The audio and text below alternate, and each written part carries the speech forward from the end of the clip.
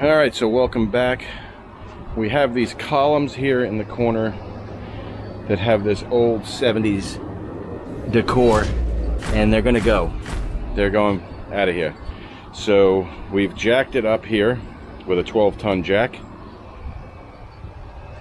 to the main beam that's holding up the second floor. And I also, as a precautionary measure, cut a 2x4 and notched it so that it would fit underneath of that, and it's nice and tight.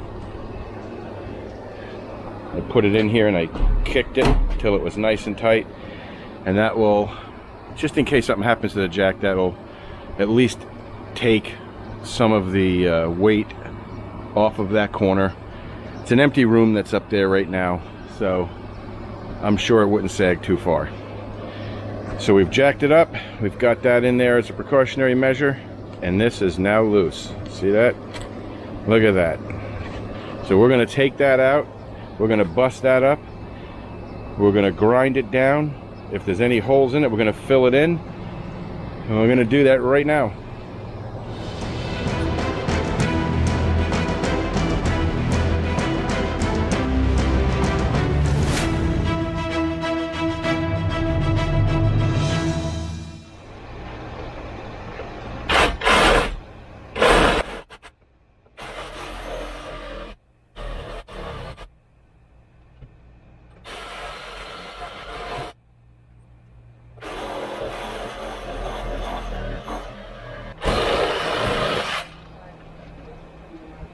Here it is.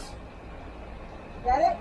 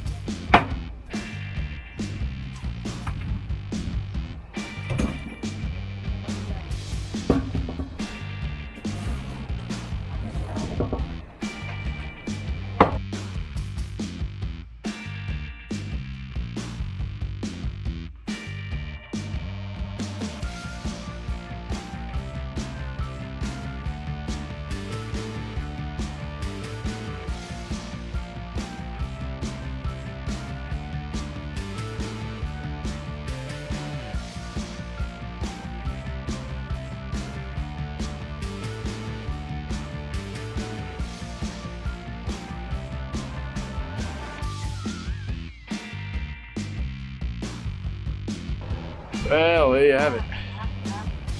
That is missing. Now we're going to grind that down. I'm going to fill that full of concrete, smooth the whole thing out, and make that corner look like it belongs that way.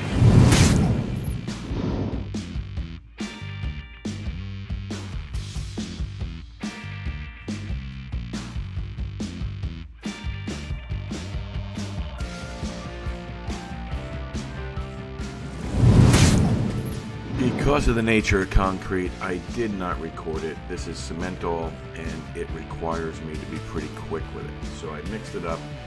I filled all the holes with tiny pieces of rock, smoothed it all out. These are square edges, but I did taper it in. If you look right here in the front, you'll see right here where I tapered it in to match the contour of the blocks below it. This is all level and smoothed out. This will hold 3,000 pounds in an hour, and far more than that in a week.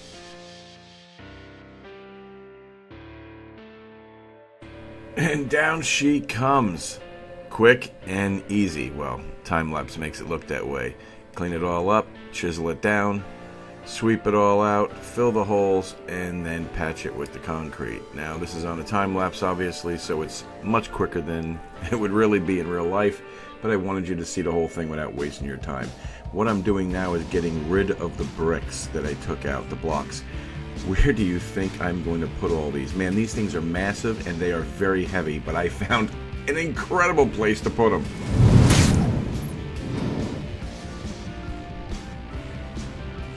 So I found a great place to get rid of those concrete blocks.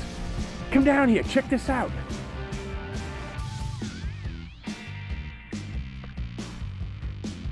This is a deep underground septic tank. I had a sinkhole in my backyard and I kept filling it with rocks and stuff. And then, lo and behold, after I dug it up a little bit today, this is what I found. They should fit in here perfectly. So I've had a sinkhole in my backyard that's been starting on and off throughout the years, and I've filled it with dirt and it would disappear over time.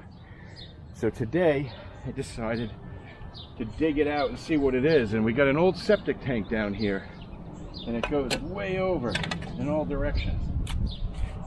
What a great way to get rid of all them concrete I took off the front porch.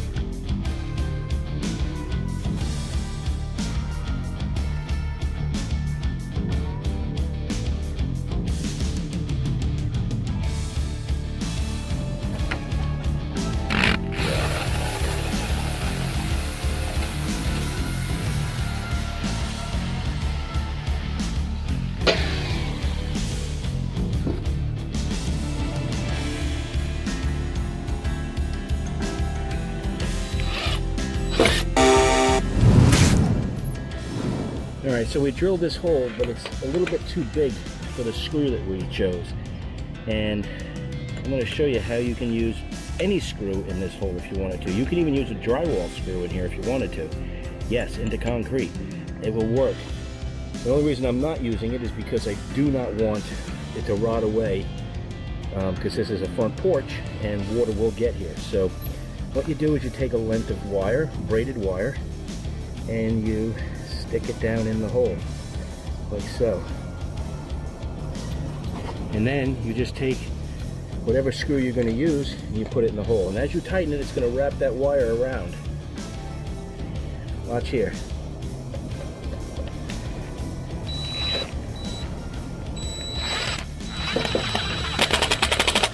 You hear it tighten? Now it's in there tight, and the hole was too big for the screw. You could do that with a drywall screw, or wood, any kind of wood screw, it doesn't matter. Yes, into concrete it'll even work, even a wood screw, drywall screw, any kind of screw. The wire is the trick. It's a pro tip. And if this isn't reason enough to subscribe, I don't know what is.